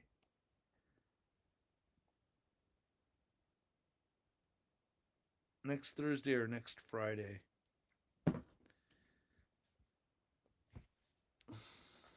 Yeah, let's do next week.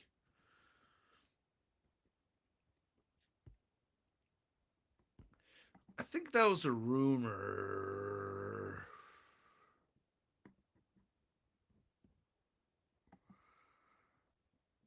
God of War body molds, basically taking pre-existing molds and they got into trouble since they mentioned Hulk. Really?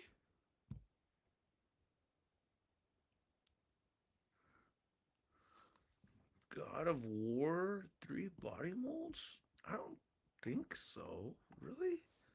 NECA God of War.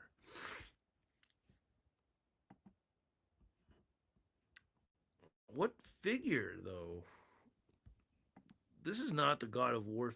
The NECA God of War figure doesn't look anything like the... Unless they use it for other characters, but not the Hulk. The Green Scar figures.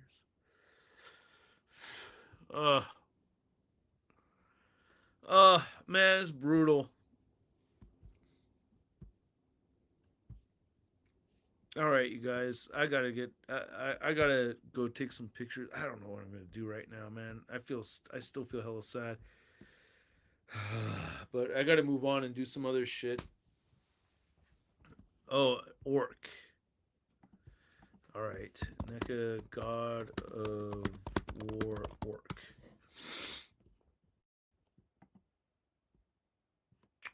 Oh.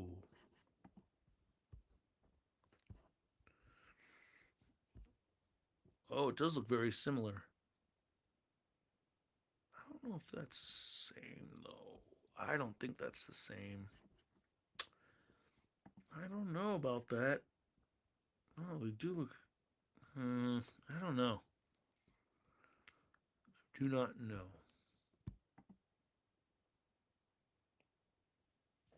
Where's my figure? No, the chest is different from the Green Scar, for sure. So at least for Green Scar, it looks different from Green Scar. Wait. Actually... No, yeah, it does look different from Green Scar. I don't know, man. All right, I gotta get rolling. Oh, God. This fucking day, man. Jesus. All right. I hope you guys all have a better day.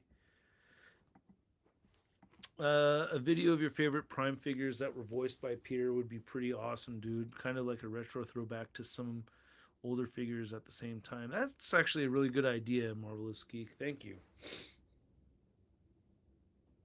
I see how, like, goddamn. I love how, damn, yeah, man. Thank you. That's great. There's a certain amount of love and camaraderie amongst Transformers fans that I feel is kind of just sets it apart from everything else a little bit. It's pretty wild.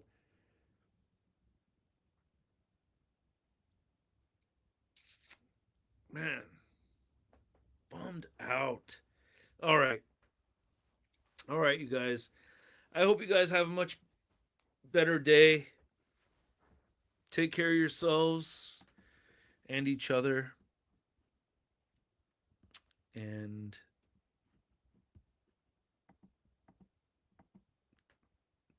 taking walks does help to clear your mind. Yeah, that's not a bad idea. I might just go for a walk.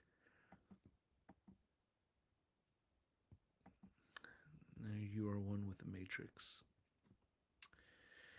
Love you guys. Thank you so much. Yeah, you did. You too, Panda. You too. You too. All you guys. Everybody that came in through here today. It really means a lot, man. Especially like I do feel vulnerable, but like I feel comfortable with you guys at the same time. Oh man. Yeah, man. Till all are one. Till all are one, my friends. Ah, it hits hard. It hits hard.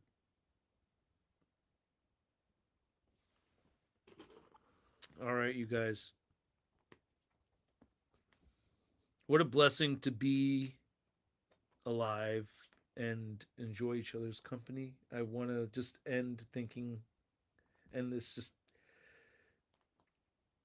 with a moment of gratitude, with the thought of gratitude behind it.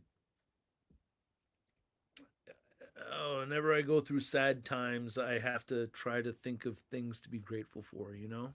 And I'm grateful for you guys.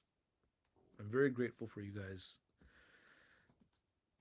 Um, Not everybody has an opportunity or a chance to be able to grieve with like-minded people like this, and I'm a very fortunate person in being able to share this moment with you guys and have you guys be here with me, and that we're able to be here for each other, you know.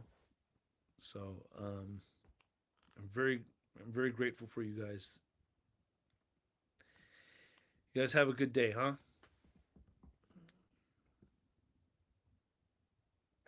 Till all are one. Till all